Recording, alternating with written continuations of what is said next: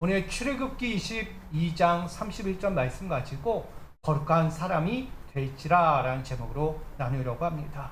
먼저는 구별된 삶으로 드려지는 우리 성도님들과 이 교회가 되기를 소망합니다. 구별이라는 것은 참 중요하죠.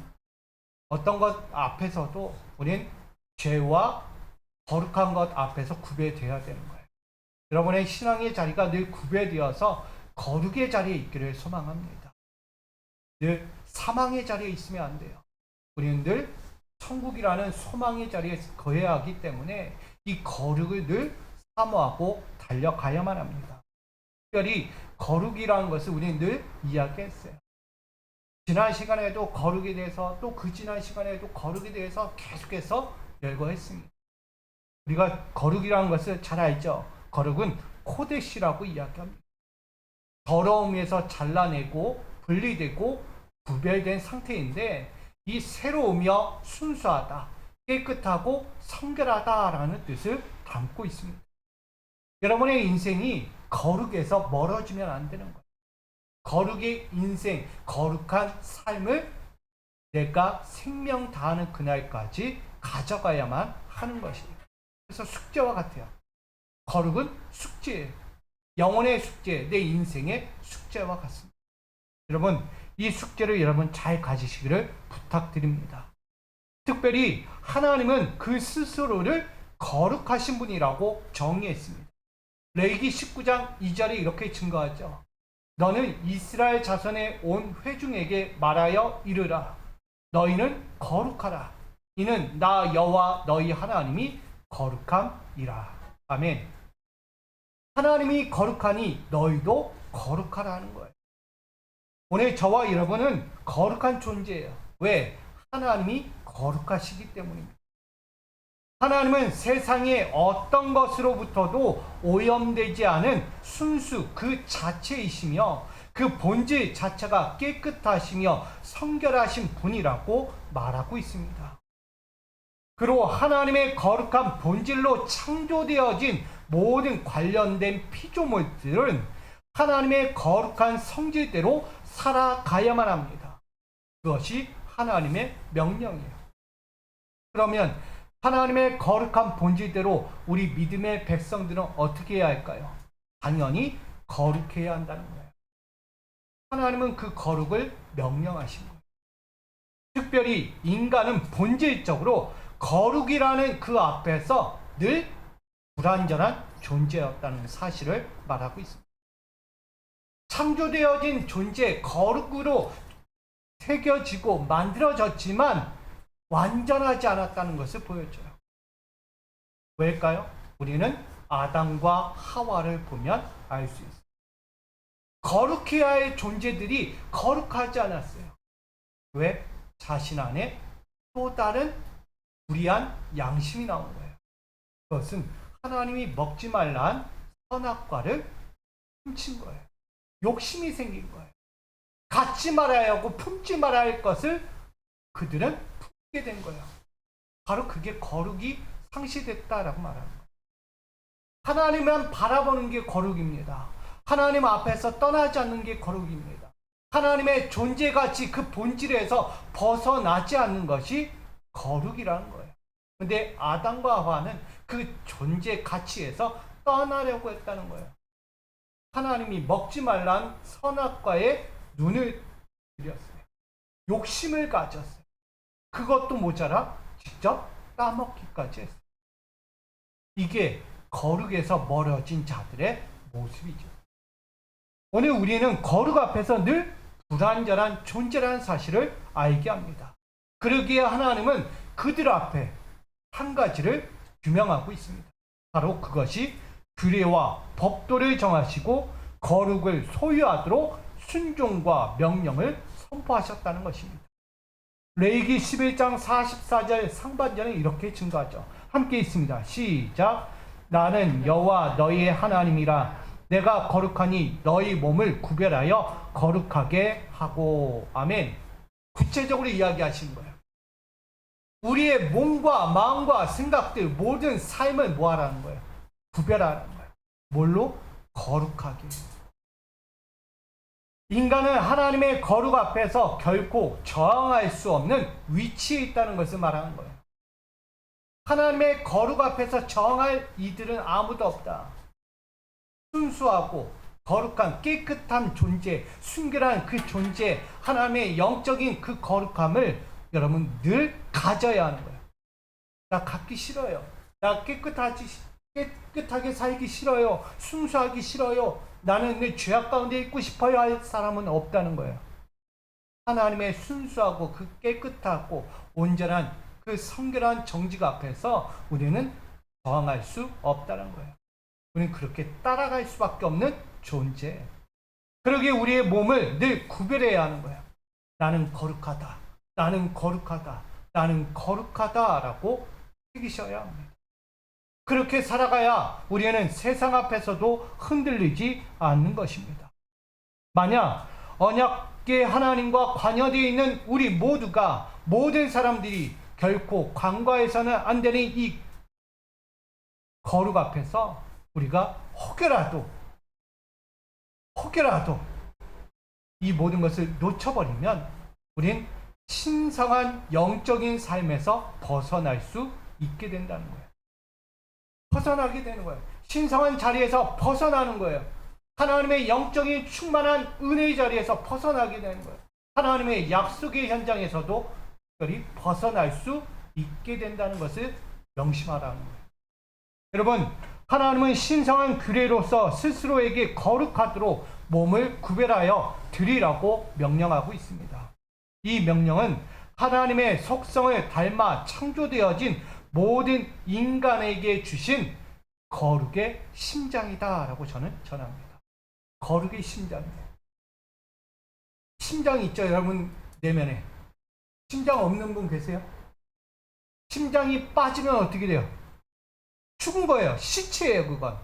그러나 심장이 내 안에 있다는 것은 내가 살아있다는 증거고 나는 하나님의 영적인 사람이라는 것을 증명하는 거예요. 하루과 같은 거예요. 거룩도요, 심장과 같은 거예요. 하나님이 새겨주신 그 거룩의 심장을 내 안에 품고 살아가는 거예요. 그것을 빼버리면 나는 죽는 거예요. 특별히 사람들의 불완전한 거룩의 속성을 하나님은 외면하지 않으셨습니다.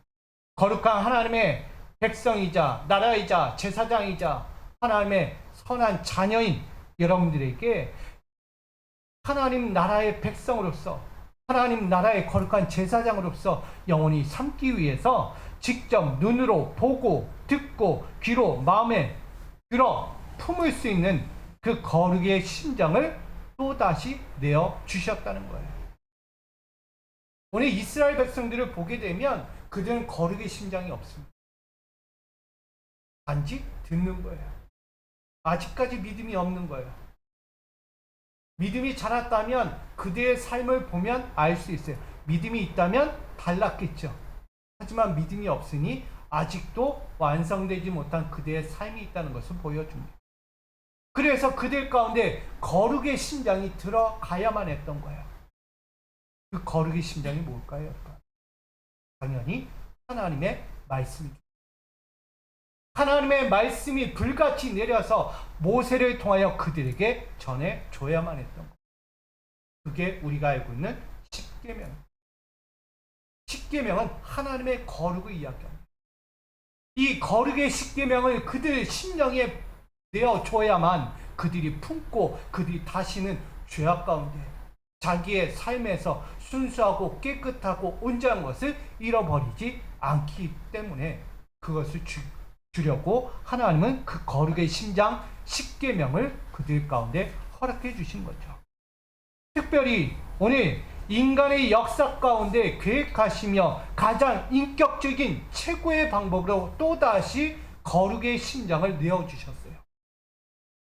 그것은 십자가 대속사역의 중심이 되시는 예수 그리스도를 우리의 거룩의 심장으로 내어주셨다는 것입니다. 예수 그리스도는 우리의 심장이에요. 예수 그리스도 그 존재 가치가 바로 거룩입니다. 죄인들이 회개하여 용서받고 거듭난 자의 삶을 거룩하게 살아갈 수 있도록 주신 것, 그게 바로 거룩의 심장이에요. 그 거룩의 심장은 곧 예수 그리스도예요. 십자가 대속이, 십자가에 달려 죽어야만 하는 그 거룩의 그 심장이 우리 가운데 오게 된 거예요. 또한 거듭난 자들이 거룩의 심장을 헌혈할 수 있도록 영혼의 사명자로 세우십니다. 여러분, 피는 흘러가는 거예요. 피가 심장에서부터 온 전신에 흐르죠. 다 흘러가야 돼요. 어디 하나 흐르지 않으면 거기는 굶어 죽는 거예요.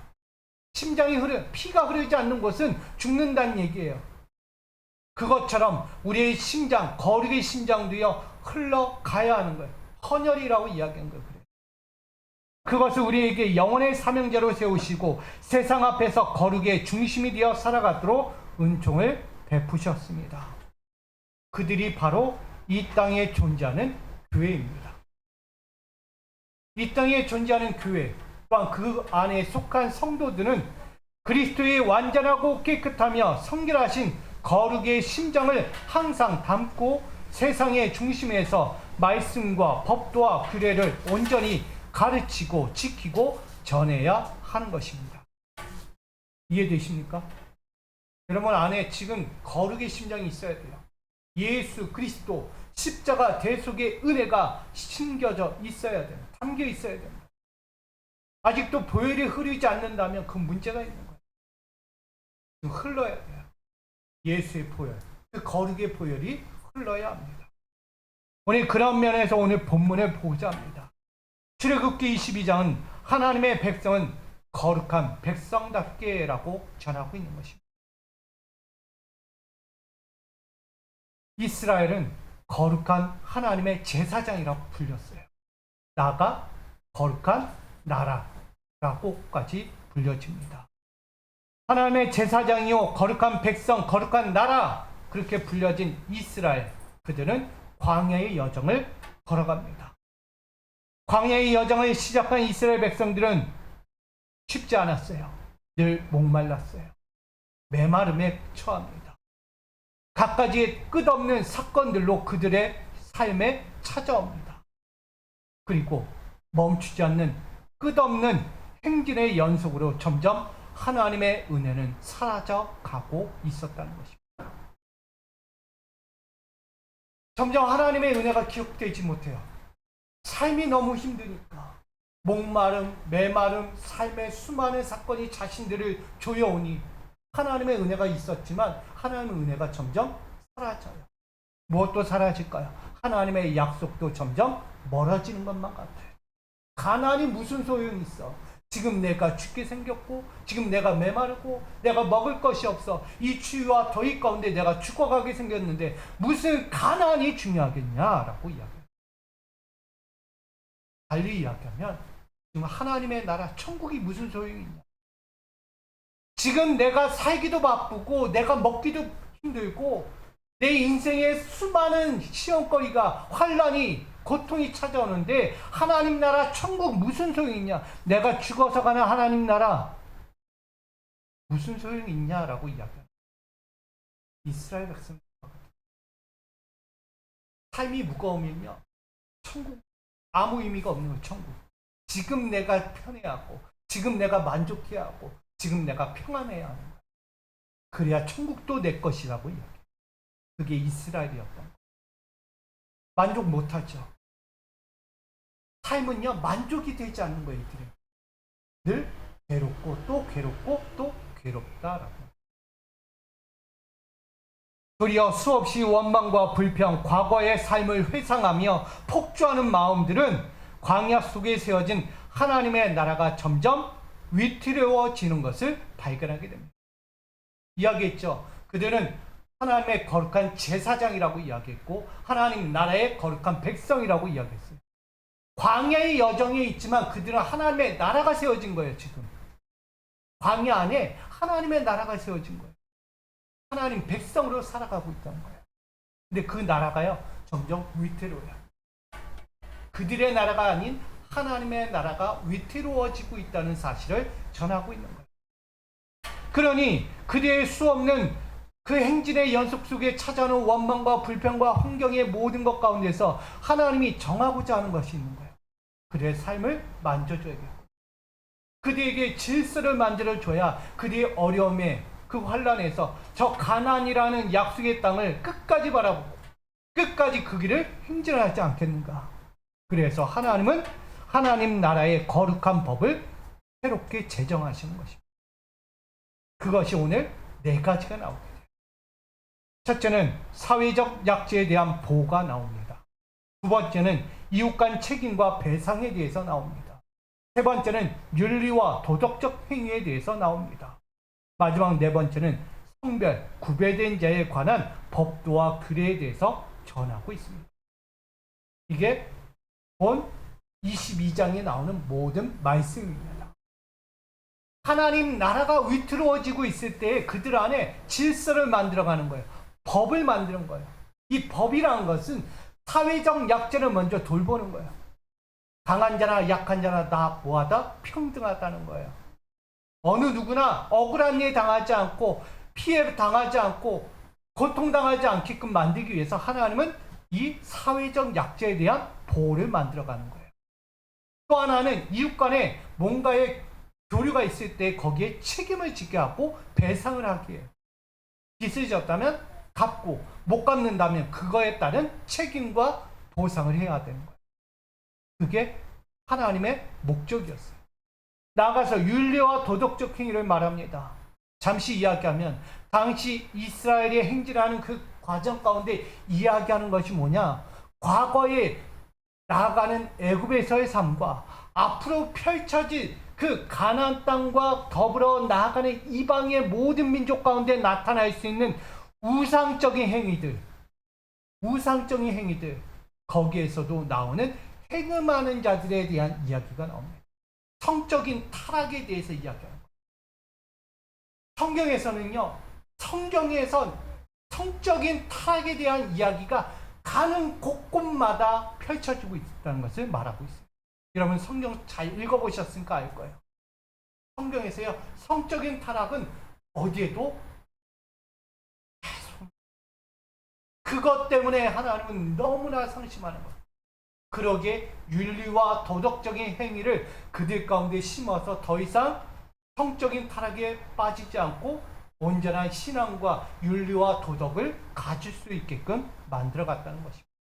마지막 네 번째는 성별이에요. 구별된 자.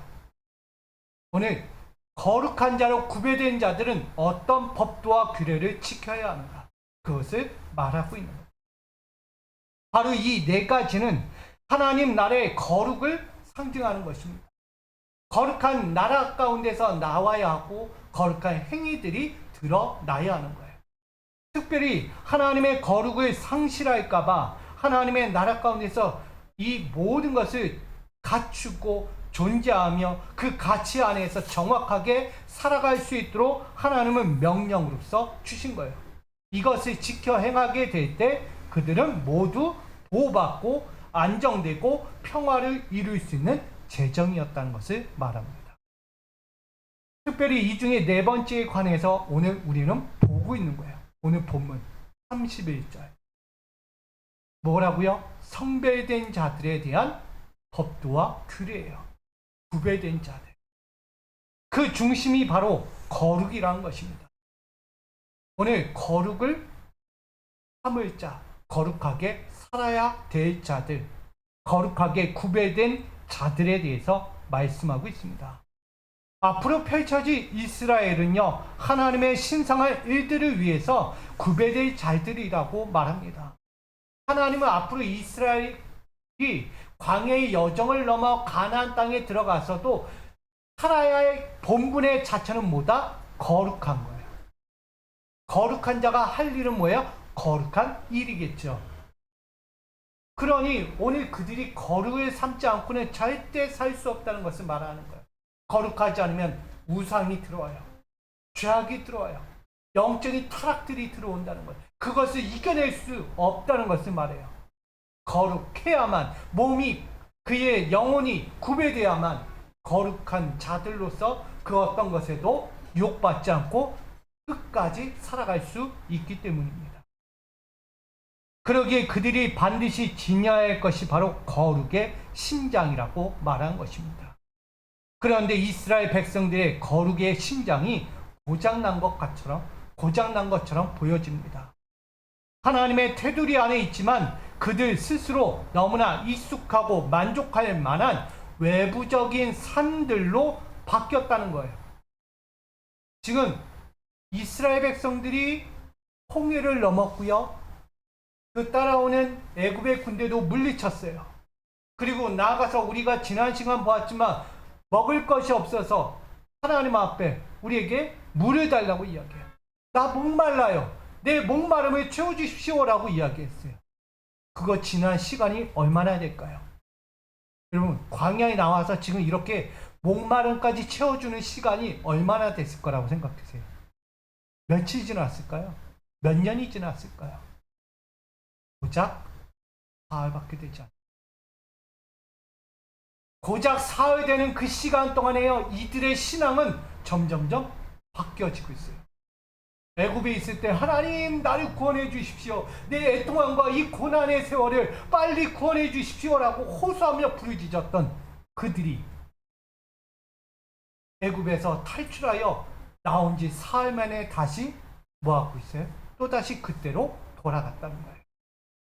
외부적인 요인들, 그들에게 찾아온 삶의 문제들로 인해서 다시 과거의 삶을 돌아간 거예요. 하나님께 호소하는 거예요. 원망하고 불평하는 거예요. 왜 우리를 이곳까지 불러내서 이 광야에서 굶어 죽게 하고 목말라 죽게 하고 저 사막의 짐승에게 물려 죽게 만드는가? 호소하고 있는 것입니다.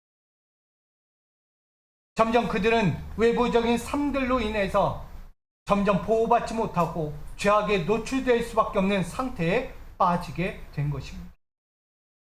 그러기에 하나님은 제사장 나라이면서 거룩한 백성으로서 타락과 부패들이 각처에서 도사리고 있는 외부적인 요인들로부터 속히 구별되고 분리되어 온전한 하나님의 소유된 백성으로 변화되어 살아가기를 간절히 요청한 거예요. 그게 뭐다? 거룩이야. 거룩하라, 거룩하라. 거룩하면 하나님께 대항할 수 없고 저항할 수도 없고 세상의 외부적인 요인들로 인해서 내가 흔들리며 넘어질 수 없다는 거예요. 거룩한 자는 절대 넘어질 일이 없다는 거예요. 왜? 하나님의 존재니까. 하나님의 거룩한 존재가 넘어집니까? 넘어질 수 없어요. 그러기에 하나님의 온전한 백성으로서 그 거룩을 소유하라고 말하는 첫 번째 명령이 있는 것입니다. 그것이 뭡니까?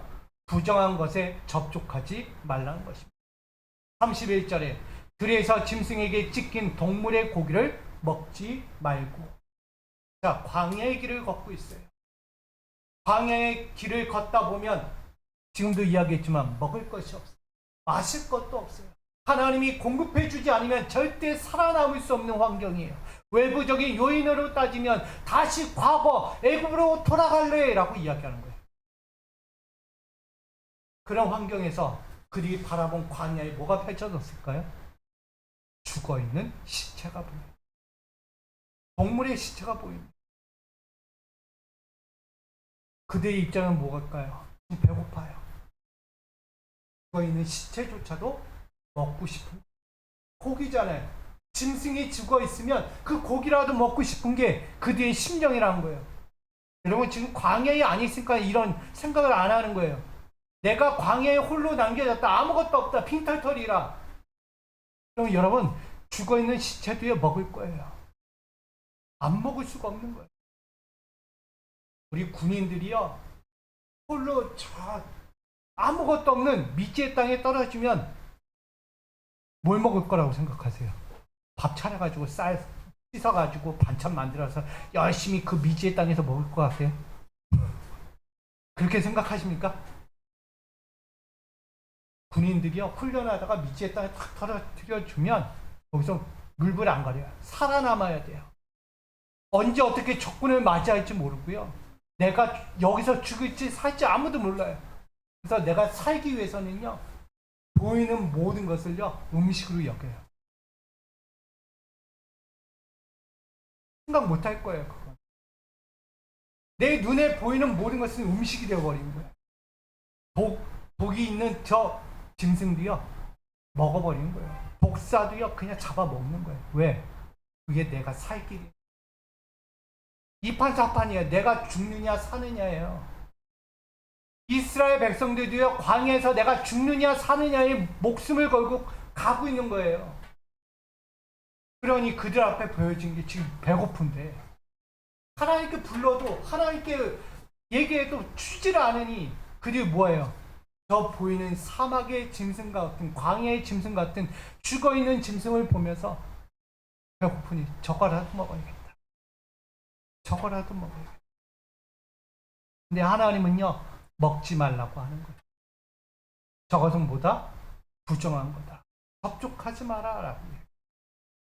여기에 31절에 보는 찢긴이라는 단어가 나와요. 들에서 짐승에게 찢긴. 이 찢긴은 테라파라고 이야기합니다. 테라파. 즉 뽑아버리다, 탄산이 찢겨졌다라고 이야기합니다.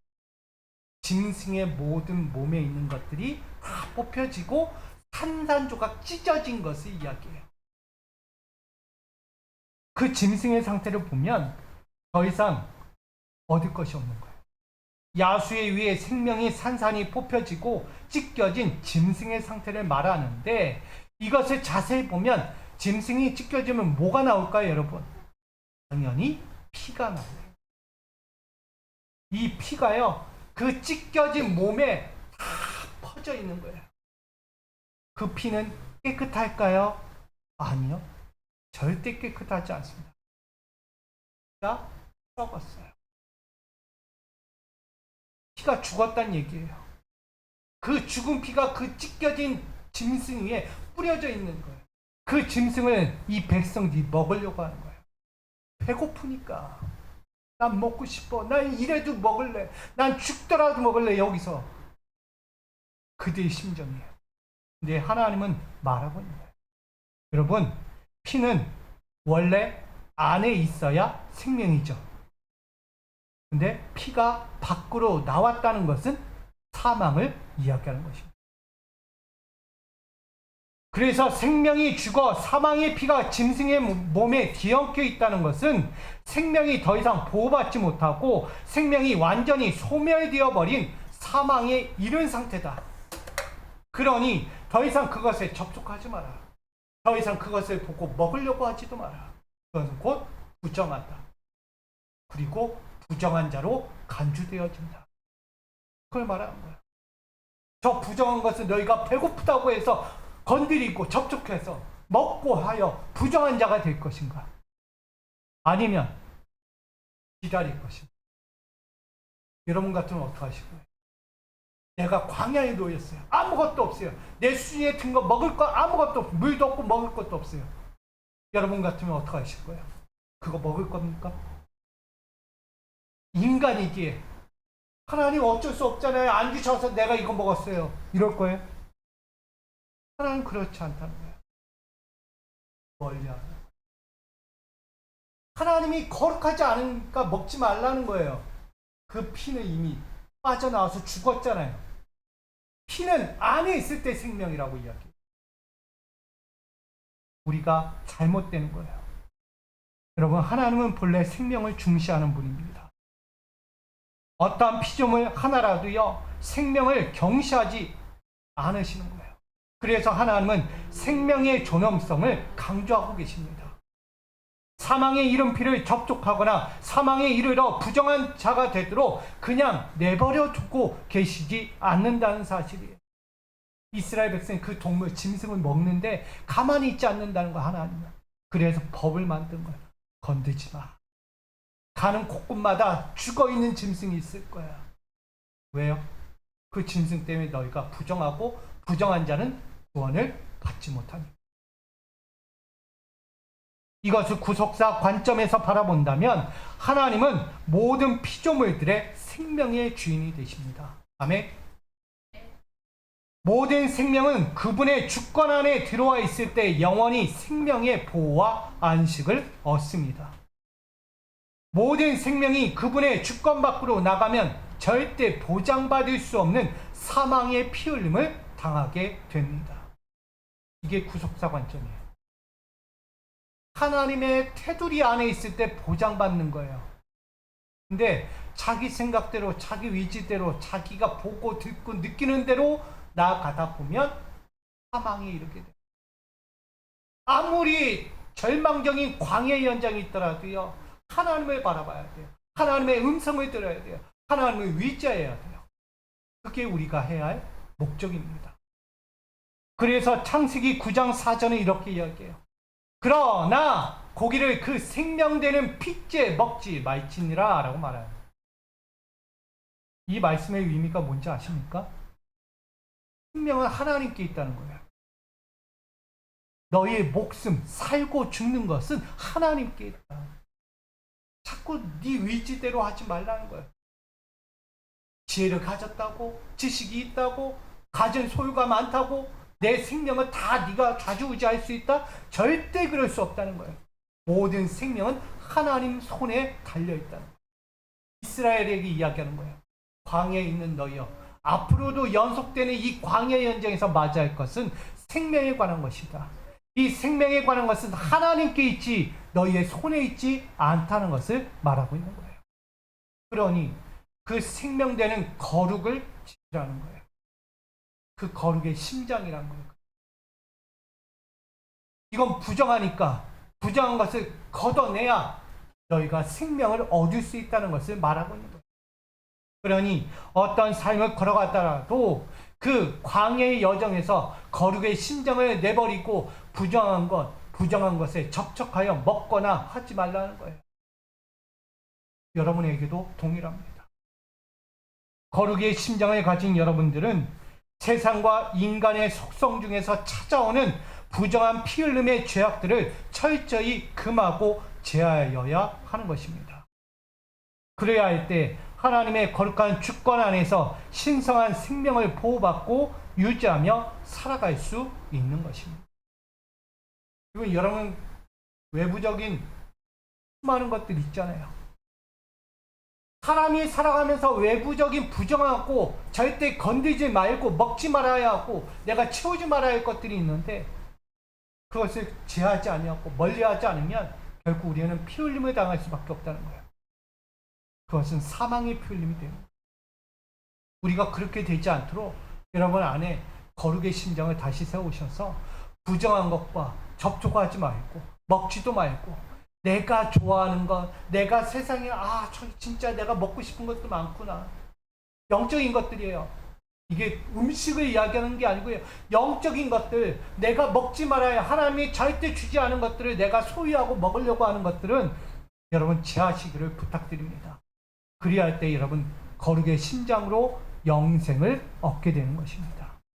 두 번째, 부정한 것은 뭐하라? 전부 던져버려라 라고 말합니다. 31절에 보니 그 젖을 개에게 던질지니라 라고 말합니다. 여기 나오는 부정한 것, 다 부정하죠. 죽었으니 피 흘림이 있는 이미 썩어진 것을 우리가 보고 있는 거예요. 세상도 그와 같죠. 근데 그것을 이 개로 이야기합니다. 개가 뭘까요, 여러분? 우리가 알고 있는 도구, 우리가 잘 옆에서 키우고 안아주는 애완견을 이야기합니다. 근데 성경에서 이 개에 대해서 이렇게 이야기합니다. 캐렙. 이 캐렙이라는 이 개는요, 악인, 잔인한, 부정한 사람, 이것을 의미합니다. 당시 이스라엘 내에서는요, 가장 부정하고 더러운 짐승으로 간주된 게 개로 표현됩니다.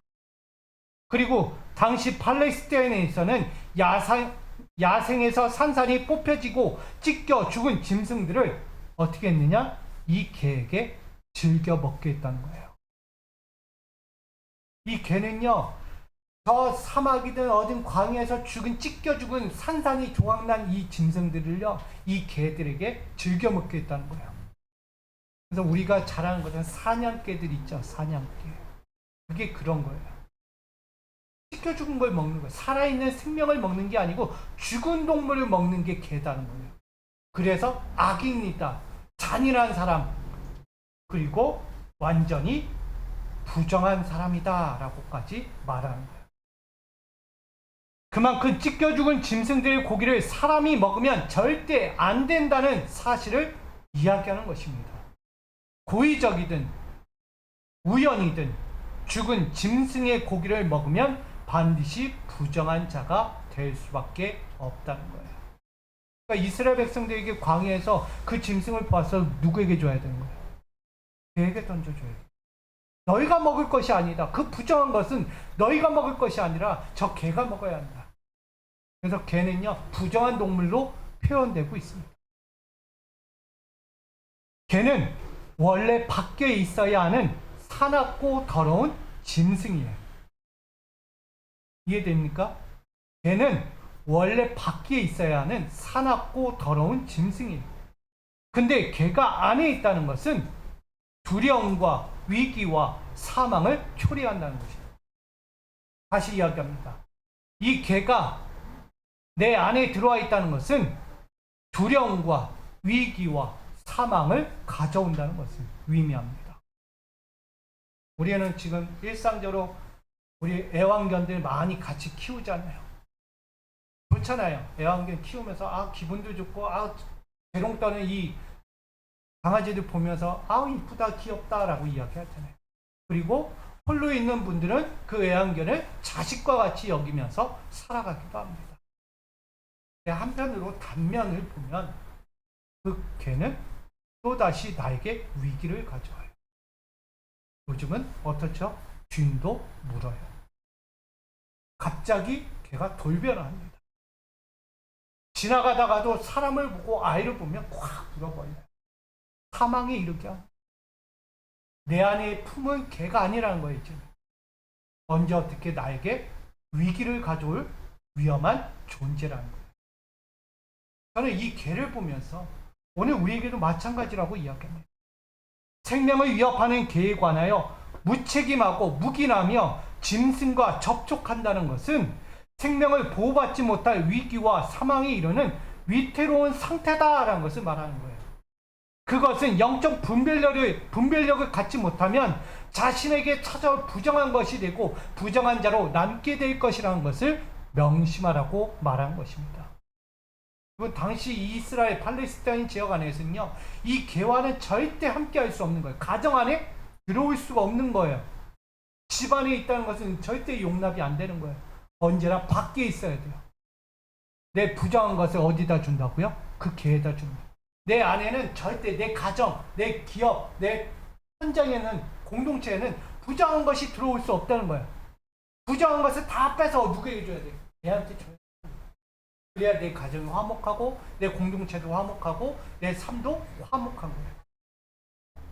그 개가 들어왔다? 부정한 것이 내 안에 남아있다? 그 가정은 쑥대밭 되는 거예요. 그 공동체는 쑥대밭 되는 거예요. 그러니 하나님은요, 그것을 말씀하고 있는 거예요. 자, 하나님은 본래 진리의 하나님이세요. 그래서 진리를 중요시합니다. 왜 진리일까? 왜? 거룩이 진리니까.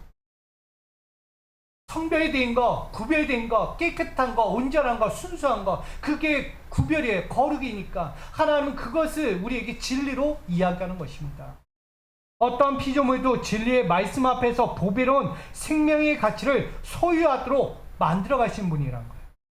여러분에게요, 생명의 진리를 늘 만들어 가도록 이끄시는 분이 하나님이세요. 그게 진리예요. 생명이 훼손되거나 진리되는 말씀의 가치가 훼손되는 것을 그냥 내버려 두지 않는다는 것입니다. 이것을 구속사 관점으로 다시 바라보게 됩니다. 하나님은 모든 피조물 앞에서 생명과 진리의 가치가 되시는 주인이 되십니다. 모든 생명과 진리를 소유하고 있을 때 그 영원한 거룩함에서 태생한 구원의 영광을 얻게 됩니다. 다시 이야기합니다. 모든 생명과 진리를 여러분이 품고 있을 때 어디까지 가요? 구원의 영광을 얻게 되는 거예요. 이미 거룩이라는 심정이 찾아왔잖아요. 예수 그리스도 십자가 대속의 예수의 진리가 내 안에 들어왔어요. 그분을 품고 내가 끝까지 그 진리 안에서 살아갈 때 우리는 구원의 영광까지 가는 거예요. 더 쉽게 얘기하면 예수 그리스도는 길이요 진리요 생명이라고 말씀했죠. 그분을 내가 끝까지 내 거룩의 심장으로 여기고 달려가면 구원의 영광을 얻는다는 것입니다.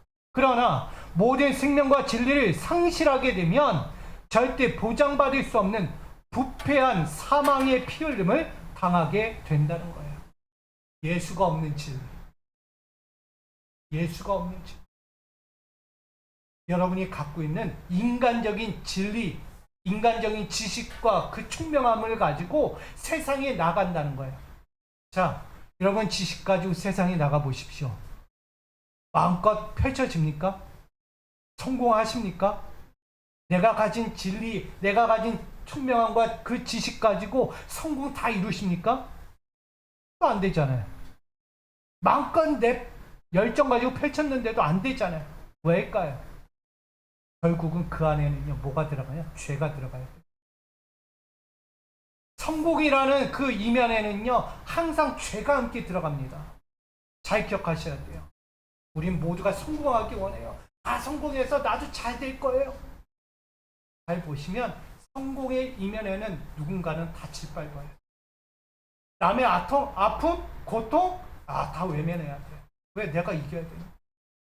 어디서부터 배웠어요? 어린 시절부터 배웠어요. 아이들 학교에서부터.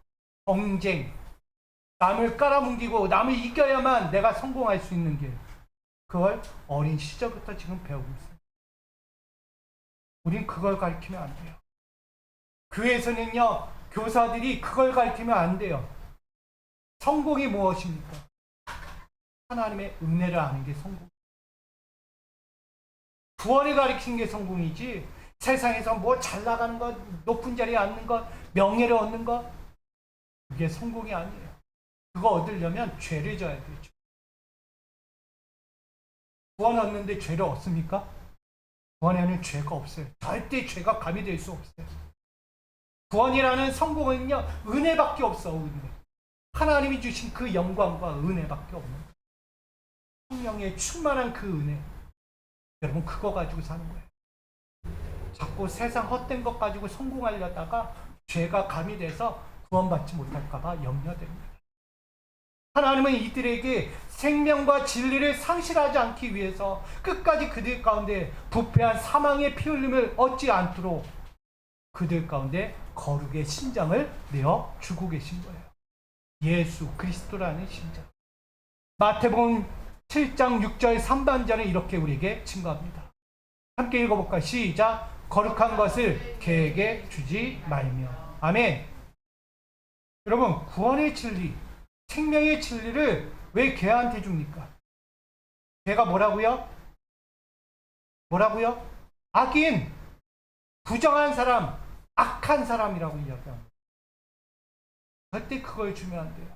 왜 내 생명을, 내 진리를 왜 개한테 줍니까? 우리가 줄 것은요, 나의 더러운 죄악을 걔한테 줘야 돼요. 이해되십니까? 나에게서 부정한 것들이 있다면 그걸 다 빼서 걔한테 주고, 우리는 온전한 것으로, 깨끗한 것으로, 순수한 것으로 하나님이 최초에 창조하신 그 영원성의 그 아름다운 것을 그대로 간직하고 있어야 하는 것입니다. 그게 우리가 할 일이에요. 예수님께서는 그래서 거룩한 것을 걔한테 주지 말라고 이야기합니다. 왜 걔한테 주냐? 거룩한 것. 절대 있을 수 없는 것이다. 구원의 진리를 모르며 타락의 영으로 인도하는 거짓 선지자들이 있어요. 이단들이 있어요. 그들에 대해서 뭐라고요? 개라고 이야기해요.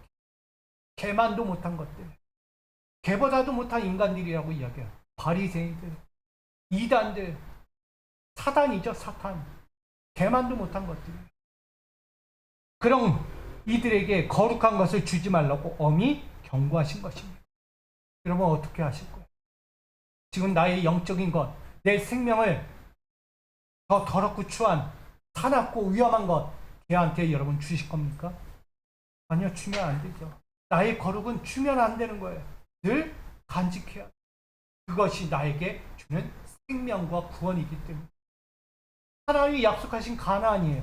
이스라엘에게는 이 개에게 주지 말아야 할 것이 거룩이라는 거예요. 이 거룩을 갖고 있어야 너희들이 아무리 고통과 절망 중에 있을지라도 하나님 가나안의 그 그 거룩을 허락해 줄 것이라고 이야기해요. 여러분 잘 보세요. 가나안도요 거룩해야만 얻을 수 있는 거예요. 거룩하지 않으면 순간 얻었다가 순간 날아갈 것. 그것이 성경에 나오잖아요. 쫓겨나는 거예요. 버림받는 거예요.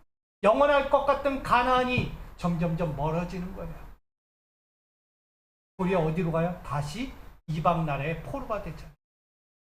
거룩을 잃어버린 자들은 그렇게 가는 거예요. 사망의 피 흘림을 얻게 되는 거예요.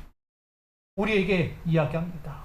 거룩의 심장을 가진 여러분들은 세상에 거짓되고 위선적이며 부정한 진리들이라는 이 피 흘림의 죄악들을 철저히 멀리하시기를 부탁드립니다.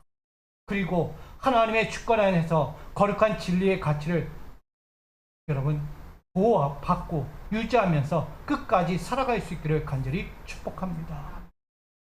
우리는 소유해야 될 거예요.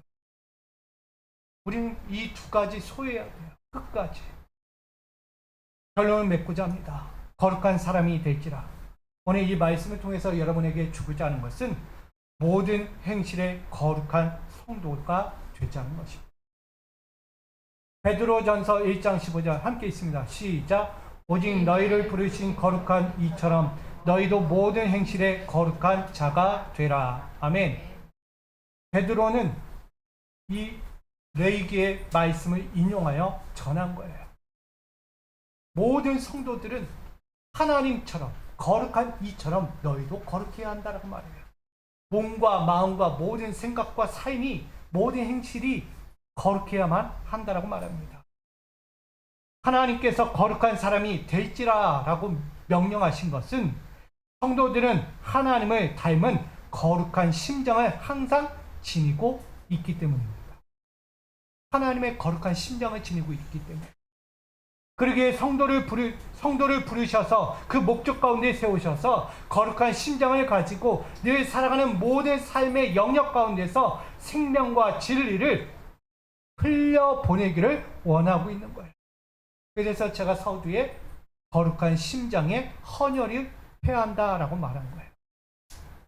그러기 위해서는 먼저 너희는 거룩한 자가 되라 라고 말씀하신 하나님의 명령을 삼가 지켜야 하는 것입니다. 그리할 때 거룩한 존재로서 모든 행실마다 생명과 보호와 안식을 보장받을 수 있으며 영적, 도덕적, 성결한 진리의 가치, 그 거룩한 존재로 드러내며 살아갈 수 있는 것입니다. 앞으로 펼쳐질 광야 같은 여러분의 인생에서 거룩한 나라의 제사장이며 거룩한 백성들로 모든 행실과 그 마음과 삶에서 거룩함과 진리의 일치를 세우고 하나님의 자녀다운 인생으로서 축복을 누리며 살아가는 저와 여러분의 가정과 기업, 삶이 되기를 주님의 이름으로 간절히 축원드립니다. 아멘. 여러분, 거룩은 내 거예요. 하나님은 명령하고 있는 거예요. 부정한 자가 되지 않기를 원해서 부정한 짐승들을 먹지 말라. 피 흘린 이미 죽은 것, 썩은 거예요. 우리의 영적인 눈을 돌려서 세상의 썩은 것들 바라보지 말고 하나님이 주시는 하늘의 양식을 바라보면서 영적인 하늘의 은혜를 붙잡으며 힘차게 살아가는 저와 여러분 되시기를 주님의 이름으로 간절히 축원드립니다. 우리 교제 거룩한 사람이 됩시다. 인사합시다. 거룩한 사람이 됩시다. 할렐루야. 거룩한 사람은 돼도 좋아요. 아멘. 이 거룩한 사람으로 늘 승리하시기를 주님의 이름으로 간절히 축원합니다. 사랑의 주님, 거룩한 사람이 되기 원합니다. 주님이 주신 삶의 자리에서 영적인 것을 바라보고 나에게 이롭지 않은 부정한 것, 내가 절대 접촉하지 말아야 할 것, 먹지 말아야 할 것을 내가 채우지 않고 오직 하늘로부터 주시는 만유의 양식, 하늘의 양식을 먹으며 오늘도 살아가는 우리 충만한 거룩한 하나님의 종들, 거룩한 제사장, 거룩한 백성, 하나님의 자녀가 되게 하여 주시옵소서. 예수 그리스도의 이름으로 기도하옵나이다. 아멘. 우리 찬송가 633장 부르시면서 준비하는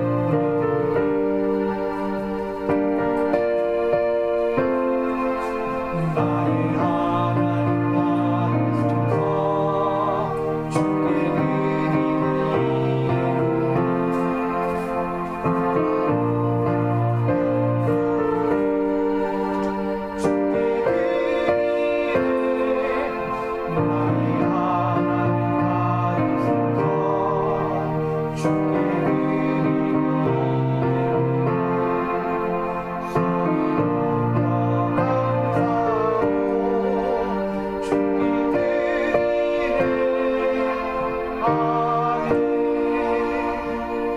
사랑의 주님, 오늘도 거룩한 주의 백성들이